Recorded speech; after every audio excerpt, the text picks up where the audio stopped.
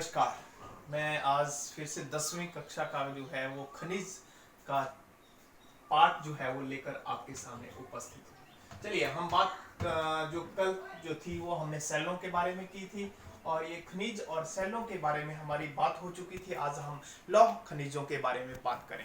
मैं आपको बता दूं कि जितने भी हमारे खनिज प्रयोग किए जाते हैं, हमारी धातुएं प्रयोग की जाती है, उसका 2/3 भाग सिर्फ जो है वो लौह अयस्क का प्रयोग किया जाता है। और सीधे से मायने में बोला जाए तो तकरीबन जो है वह लौह अयस्क जो है वह किसी भी देश की रीढ़ की हड्डी के नाम से जाना जाता है। इसको लौह इस्पात के भंडार जो है वो उड़ीसा इत्यादि में काफी हैं। अगर मैं बात करूं तो 33% लौह भंडार भारत के सिर्फ उड़ीसा जो राज्य है उसमें पाए जाते हैं। इसके अलावा जो है वो झारखंड में 28-19%, छत्तीसगढ़ और कर्नाटक में 11%, अन्य राज्यों में 9% पाए जाते हैं। और यहीं से जो है वो हमारा जो है वो लोहा जाता है। लोहे की जो सबसे अच्छी किस्म होती है इसको हम मैग्नेटाइट के नाम से जानते हैं। हम बात करें तो भिलाई, दुर्गपुर जो है यह जो है वह टाटा स्टील के काफी उद्योग हैं जहां पर आपका लौह इस्पात जो है वो उद्योग पाया जाता है।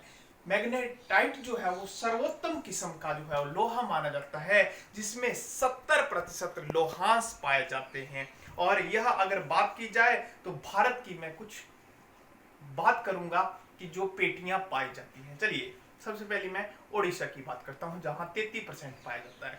तो ओडिशा में जो है वो 33% जो है वो पाया जाता है लौह अयस्क। इसके अलावा जो है यह ओडिशा की पेटी के नाम से जानी जाती है। चलिए हम दूसरी पेटी दुर्गपुर जो है वो भिलाई और चंद्रपुर पेटी, बस्तर इत्यादि में पाई जाने वाली पेटी की बात करते हैं। यहाँ पर जो है वो आपका जो है वो छत्तीसगढ़ और आपकी जो है राजमहल की पहाड़ियाँ, इसके अलावा बोलडिया की पहाड़ियाँ हैं, यहाँ भी उच्च कोटि का हेमेटाइट नामक लोहा जो पाया जाता है। तीसरी पेटी जो है वह बल्लारी चित्रकूट, यह जो है वह आपके कर्नाटका में पाई जाती है। इसके अलावा रत्नागिरी महाराष्ट्र में और गोवा का मार्गोवा नामक स्थान जो है वो लौह अयस्क के लिए जो है वो अत्यधिक प्रसिद्ध पाया जाता है। चलिए मैग्नीज की बात करते हैं। मैग्नीज एक पाउडर होता है जो कीटनाशक दवाओं के लिए प्रयोग किया जाता है। मैग्नीज का इस्तेमाल पेंट बनाने के लिए किया जाता है। और मैग्नीज की अगर बात की जाए तो सबसे ज्यादा मैग्नीज जो है वह ओडिशा में 25%, मध्य प्रदेश में 24% और कर्नाटक में 22% पाया जाता है। और मैग्नीज जो है वो हमने बात कर ली, इससे बहुत सारी दवाइयां बनती हैं। इसके अलावा मैग्नीज का इस्तेमाल जो है वह बात करते हैं अब लौह खनिज की। लौह खनिज में हमने कल भी बात की थी कि तांबा, बॉक्साइट, सीसा इत्यादि जो है सोना इसमें ही आते हैं। और यह जो है वह सबसे ज्यादा राजस्थान में 48.48 पाए जाते हैं, जबकि सेकंड नंबर पे मध्य प्रदेश में पाए जाते हैं। चलिए हम तांबे की बात करते हैं। तांबा जो है यह भी सबसे ज्यादा जो है वो राजस्थान में पाया जाता है। बॉक्साइट की अगर बात की जाए तो इसकी एल्युमिनियम की क्ले बनाने के काम आता है। इसके अलावा जो है वो बॉक्साइट जो है वह मध्य प्रदेश और अपने छत्तीसगढ़ में जो है वो पाया जाता है।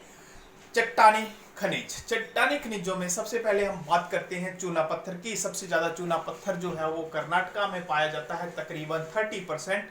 और इसके अलावा जो है वह खनिजों इन्हीं से अगर बात की जाए तो इन्हीं से निकलने वाला धुआं जो है वो फेफड़े संबंधी बीमारियों के बारे में हमें जो है वह बीमारियां लगाता है। इस मिल में कार्य करने वाले लोगों को अत्यधिक बीमारियां। चलिए हम बात करेंगे खनिजों का संरक्षण क्यों।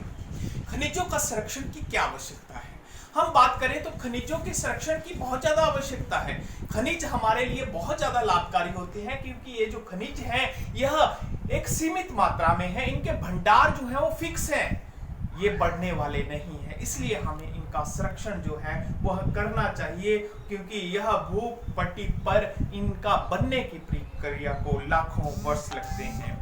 अगर हम बात करें इसके अलावा हम अगले संसाधन की बात करते हैं, जिसमें हम ऊर्जा संसाधन की बात करते हैं। तो ऊर्जा संसाधन में हम ईंधन की लकड़ी के अलावा जो है वह कोयला, पेट्रोलियम, यूरेनियम, विद्युत और लकड़ी उपले इत्यादि की बात करते हैं। और इसकी खपत भारत में सबसे ज्यादा है। चलिए परंपरागत ऊर्जा का स्रोत जो है वो कोयला माना जाता है।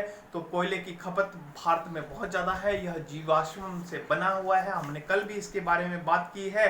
और यह जो है वह हमने इसके बारे में बात की थी कि इसके दो क्षेत्र टेरिशियस और गोंडवाना लैंड के बारे में हमने बात की थी कि 200 लाख वर्ष और 50 लाख। अब हम बात करते हैं प्राकृतिक गैस की। प्राकृतिक गैस की बात हम जब कर रहे हैं तो प्राकृतिक गैस में हम सबसे पहले जो है वो एलपीजी का नाम लेते हैं, द्रवित पेट्रोलियम गैस, लिक्विड जो है। ये गैस जो है इसके आने जाने की प्रक्रिया, क्योंकि हम अगर इस गैस की बात करें तो ये गैस हवा के संपर्क में आपके उड़ जाती है, इसलिए भारत सरकार के द्वारा इसको जो है वह खंबात की खाड़ी से दिल्ली जैसे, अंबाला जैसे शहरों तक लाने के लिए जमीन के मध्य में पाइपलाइन का इस्तेमाल किया गया है, जिसके द्वारा इसको जो है वह पहुंचाया गया है। यह तकरीबन 1700 किलोमीटर तक लंबी हजीरा विजयपुर जमशेदपुर पाइपलाइन है, जो मुंबई टू बसीन तक बिछाई गई है। और इसके द्वारा सीएनजी इत्यादि गैसें भी जो है उनका प्रवाह जो है वो पाइपलाइन के द्वारा किया जाता है। चलिए हम अगली बात करते हैं विद्युत। विद्युत जो है हाइड्रो पावर या बहुउद्देशीय परियोजनाओं के द्वारा बनाई जाती है। इसमें बहुत सारे जो है वो हाइड्रो टरबाइन लगाकर जो है वह पानी से बिजली उत्पन्न की जाती है और भारत को जो है वो बिजली की खपत के लिए जो है वो प्रयोग किया जाता है। लेकिन धीरे धीरे संसाधनों का ऐसे ही उपयोग होता रहा तो यह संसाधन एक दिन खत्म हो जाएंगे, इसलिए ऐसे संसाधनों का प्रयोग किया जाए जो नवीकरणीय योग्य हैं। अब नवीकरणीय आपकी सौर ऊर्जा है, सूर्य के द्वारा मिलने वाला ताप है, पवन ऊर्जा है। पवन ऊर्जा के अलावा जो है वो आपकी ज्वारीय ऊर्जा वगैरह जो है, इसके द्वारा हम आने वाले समय में जो है वो अपने कार्य को अच्छी तरह से कर सकते हैं। अब हम बात करेंगे सौर ऊर्जा की। सौर ऊर्जा की वजह से अगर हम बात करें तो भारत का भविष्य बहुत उज्जवल माना जा सकता है, क्योंकि भारत जो है वह उष्ण और उपोष्ण कटिबंध में पाया जाता है। यह 8 डिग्री 4 मिनट जो है वह भूमध्य रेखा के उत्तरी अक्षांश से स्टार्ट हो जाता है, इसलिए यहाँ पर सूर्य की किरणें तेज पड़ती हैं और यहाँ पर जो है वो फोटोवॉल्स प्रौद्योगिकी के द्वारा धूप का सीधा परिवर्तित किया जाता है, जिसके द्वारा बहुत सारे क्षेत्रों में जो है वह बिजली तैयार करवाई जा सकती है। चलिए हम पवन ऊर्जा, राजस्थान जो है वो सौर ऊर्जा के लिए बहुत महत्वपूर्ण है। इसके अलावा हम पवन ऊर्जा की बात करें तो पवन बहुत ज्यादा जो है वो अपने आंध्र प्रदेश, कर्नाटक, गुजरात, केरल, तमिलनाडु के इलाकों में चलती है और वहां पर पवन ऊर्जा के द्वारा, पवन के द्वारा जो है वो ऊर्जा का निर्माण किया जा सकता है। ज्वारीय ऊर्जा महासागरों में जहां पर संकरी पट्टी है और खाड़ियों का निर्माण होता है, ऐसे स्थानों पर जो है वह हम जो है वह ज्वारीय ऊर्जा के द्वारा भी जो है इस कार्य को कर सकते हैं। तो चलिए आज हमने जो है वह ऊर्जा के संसाधनों के बारे में बात की। कल हम इसके प्रश्न उत्तरों के बारे में बात करेंगे।